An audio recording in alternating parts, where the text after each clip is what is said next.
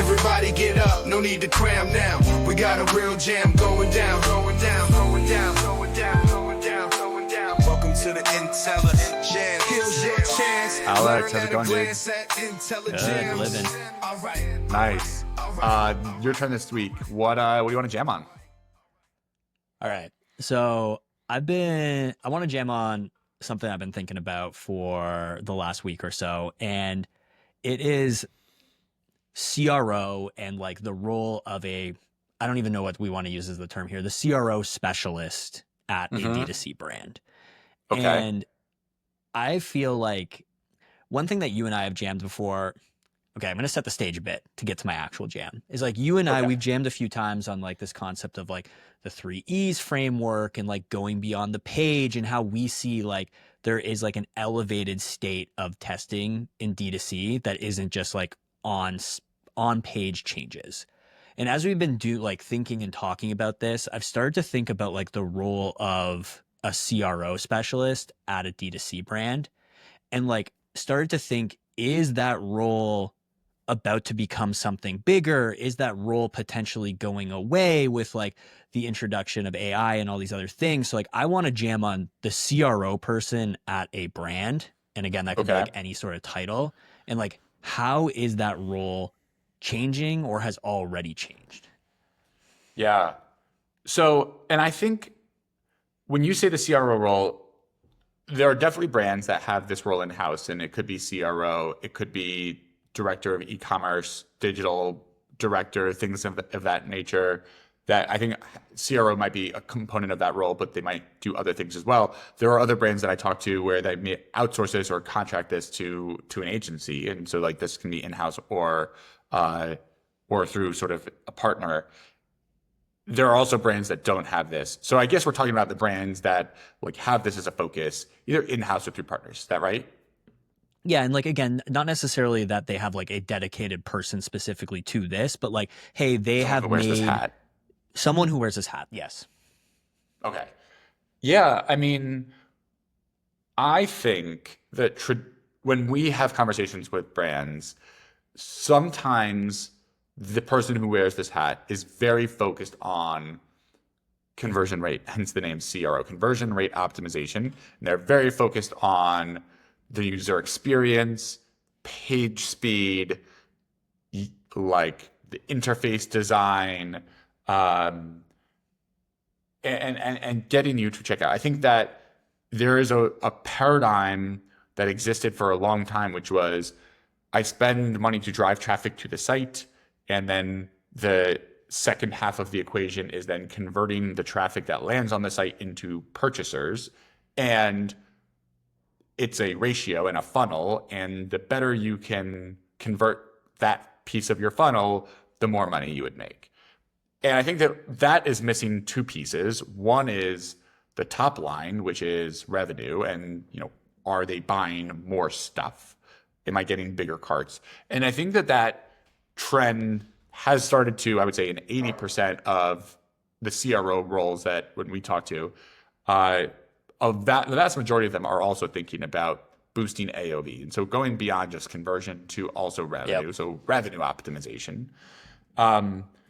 There's the point around then profit optimization, which I would argue is probably more important in today's day and age, where profit is king and revenue is vanity. And that is probably something I very rarely see or almost never see that hat being worn. And then we talk about this like going beyond the page and thinking about operational excellence. And like one of the examples we talked about was like, should I reduce SKU count? And like that maybe put a lot of downward pressure on conversion and maybe even revenue. But overall as a business, that has a lot of impact. And so I guess if your question is, how has this role evolved and developed? If I think about 8 years ago, my role was I was a growth strategist. So I was like part of the growth team at a software company when growth was still sort of this like emerging emerging trend, I would say pioneered largely by Facebook, around getting people to aha moments and getting people to form habits. And that was sort of this like inception of growth. And I think that like the CRO mindset has very much evolved into a growth mindset. And that growth Yep. mindset is, again, like growing top line. Oftentimes people in growth mindsets think about like revenue optimization, improving MAU, so like monthly active users, daily active users, revenue, engagement, activation, like all those sorts of things. Again, all very top line growth focused. Our angle, and then like I went in that role from a growth strategist role into the dynamic pricing role that I had. And I think that that was a large part because, again, there was a market and a company dynamic, which was we shifted from grow at all costs, and we are early stage venture capital backed startup, to growth stage or like at scale where we could no longer afford to be burning millions of dollars a week because that was going to put us out of business very quickly.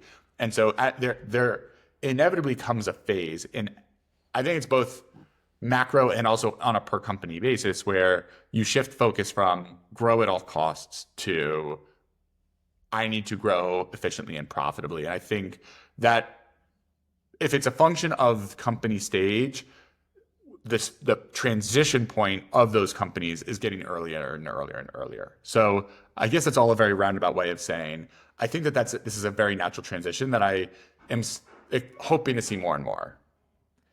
I like how you're framing that, like, hey, CRO, we started with conversion, we started to like then take a look at AOV to get into revenue optimization, and then you talked about profit optimization, and I think there's something in there that I want to hit, like, Yeah. that I want to dig on a bit, which is like when you go from revenue optimization to profit optimization, I think there's like, I guess there's one key thing that comes into the equation at that point, which is costs. And I Yeah. think like costs is something that your typical kind of like CRO experiment oriented person like generally didn't have the levers to pull on in that case. Yeah. So like, hey, the person who's wearing this hat, like one thing that I've been thinking about is like, especially as it comes to kind of like what we've seen going on with tariffs, is like, hey, what is a brand's response to tariffs going to be? And it's going to be like, okay, well, costs are changing. And like, how am I going to run experiments that involve costs or inputs that are like actually happening as a precursor to the website experience? And like, I guess like when we started this, I said, how's the CRO role evolving? I guess my actual question is like, when cost comes into the equation for experimentation, like whose job does it become? Who's the owner of that? It's a great question. I think that's TBD. One thing that you said, there's an interesting distinction of like, are costs an input or are costs a lever? And I think that costs are first an input and later a lever. I think that it's really hard to pull the cost lever. So I think at first it's just really important to consider them as an input into the equation.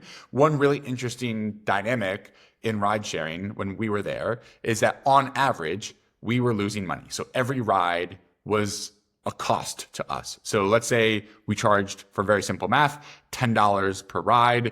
Maybe it cost us $11 to pay the driver their salary to serve that ride. And so therefore we lost $1. So for profit maximization here, we should just turn the business off. So we basically, like, because every single ride we do, we lose $1. So how do we lose as few dollars as possible? We should just stop doing rides.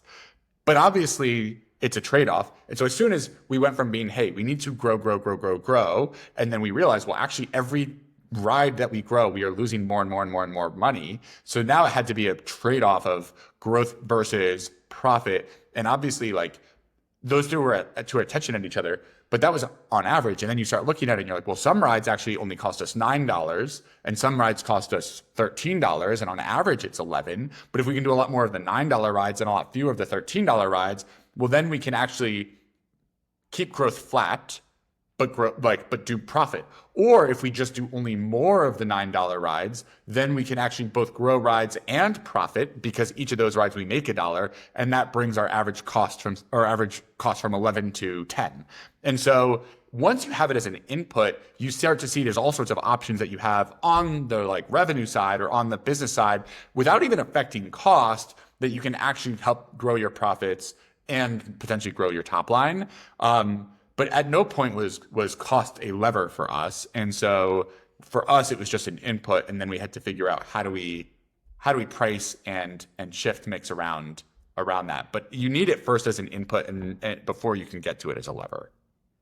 I really like that. Maybe there's actually a future jam on this, because like I said, like if we take that from the ride sharing world and like apply it to D2C for a second, it's basically like, hey, you need to know the margin profile of the products that you're selling, because like as those products get into people's baskets, like it's kind of what you're saying, like those are all the inputs. Like there's just a cost associated with each of these products. And at some point, like, hey, when you get to a certain scale, or you have like, at some point it does become a lever where it's like, hey, maybe I can negotiate down on this. Maybe I can combine like SKUs together and get like better purchase like agreements with my, I don't know, co-packer or whatever. So yeah, I think this is one that we should probably come back to, because I think we could probably do a full jam on.